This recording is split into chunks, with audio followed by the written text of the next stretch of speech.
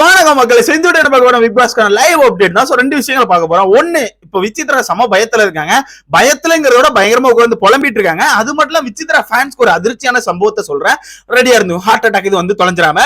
என்னன்னா, தினேஷ் இது வரைக்கும் விசித்ரா எதிர்த்துட்டு இருந்தாங்க, பயங்கரமா சண்டை போட்டு இருந்தாங்க. அதுக்காண்டி நீங்க வெளிய இருந்து கூவிட்டு இருந்தீங்க, தினேஷ் ஒரு கெட்டவன், தினேஷ் அப்படிப்பட்ட ஆள், தினேஷ் வந்து விசித்ராவை டார்கெட் பண்றான்னு. இன்னைக்கு பாத்தீங்கன்னா அர்ச்சனா வந்து என்ன பார்த்து முறைக்கிறா, அர்ச்சனா என்ன ஒரு மாதிரி பாக்குறா, எனக்கு பயமா இருக்குன்னு சொல்லி தினேஷ் கிட்ட உட்காந்து ஜாலியா பேசி தினேஷ் விசித்ரா ஃப்ரெண்ட்ஷிப் ஆயிட்டாங்க, பயங்கர ஃப்ரெண்ட் ஆயிட்டாங்க.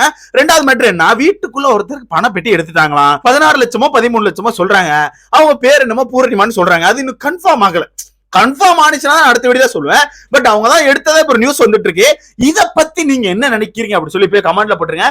என்ன கேட்டீங்கன்னா, நல்ல ஒரு மூவ், தரமான மூவ். ஏன்னா அவங்க ஃபைனல் ஸ்டேஜுக்கு போக போறது இல்ல, இந்த வாரம் எவிக்ட் ஆயிருவாங்க. சோ இன்னும் ஒரு நாள் தான் இருக்கு. இன்னும் ஒரு நாள் வேஸ்ட் அந்த வீட்டுல இருக்கிறதோட பணப்பெட்டி எடுத்துட்டு போறதா மிகப்பெரிய மூவ் நான் எதிர்பார்த்தேன். சோ அதே மாதிரி கரெக்டா அந்த மூவ் பண்ணிட்டாங்கன்னு சொல்லி சொல்றாங்க.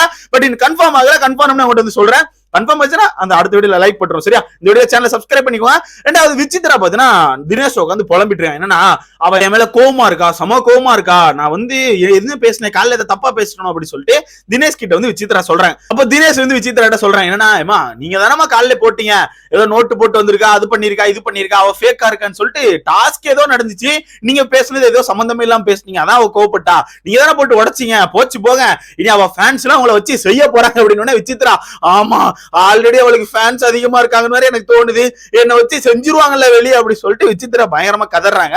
பொறுமை போட்டு நாங்க ஒரே ஏரியால அடிக்க மாட்டோம், பொறுமையா தான் அடிப்போம். பட் ரெண்டாவது, பக்கத்துல இந்த விஷ்ணு வந்து எங்க பாத்தீங்கல்ல ஒரு ரெட் கலர் கார்பெட் வேற கொடுத்துருக்காங்க, அவங்க எல்லாம் ஃபேன்ஸ் வேற லெவல்ல இருக்காங்க, இப்படி ராஜ மரியாதை பண்றாங்க பாருங்க. அப்போ நீங்க எல்லாம் பாருங்க, உங்களை செய்ய போறாங்க.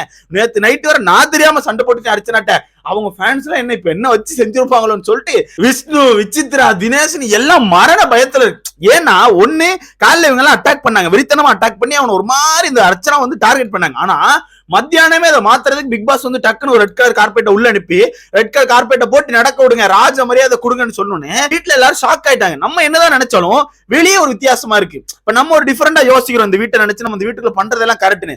ஆனா வெளியே மக்களுக்கு பாருங்க அர்ச்சனாவை தான் பிடிச்சிருக்கு. சோ அந்த வகையில எனக்கு தெரிஞ்ச அர்ச்சனாக்கு வேற லெவல்ல ஃபேன் ஃபாலோவர்ஸ் இருக்காங்க போல அப்படி சொல்லிட்டு பயங்கரமா புலம்பிட்டு இருக்காங்க. எனக்கு தெரிஞ்சு இந்த எல்லா சீசன்லும் யாரா ஒருத்தர் ஊர்கிழவின்னு சொல்லுவோம். இந்த சீசன்ல ஒரு 4-5 ஊர்கிழவி இருக்கு. பசங்க மொத்தமா ஊர்கிழவி தான் நினைக்கிறேன்.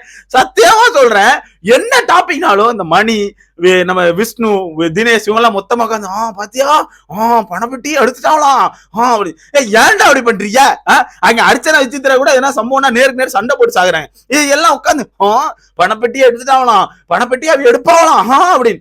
ஊர்கிழவியோட மோசமா இருக்கீங்களா? அதுதான் ஊர்கிழவி பேர் வச்சிடலாமான்னு முடிவு பண்றேன். நீங்க சொல்லுங்க, உங்களுக்கு பார்க்கும்போது இந்த மூணே ஊர்கிழவி மாதிரி தோணுது அப்படின்னு. கேம் எல்லாம் ஓகே, கேம் எல்லாம் குறை சொல்ல, பட் உட்காந்து பேசுற விதத்தை சொல்றேன். யாரையா பத்தி பேசுறது, அவங்கள அந்த பெட்டி எடுக்க வைக்கணும்னு சொல்லி பேசுறதுலாம் ஒரு மாதிரி ஃபன்னா இருக்கு. பட் உண்மையாவே விசித்ரா வந்து ஒரு தடவை டக்குன்னு அங்க அந்த சைடு பார்த்தீங்கன்னா அர்ச்சனா மாயலா உட்காந்து பேசிட்டு இருப்பாங்க வெளியே இந்த ஜி ஸ்கொயர் கீழ. அப்படி பேசிட்டு இருக்கும்போது இங்க விசித்ரா அங்க திரும்பி பார்ப்பாங்க. பார்க்கும்போது அங்க இருந்து அர்ச்சனா முறைப்பாங்க.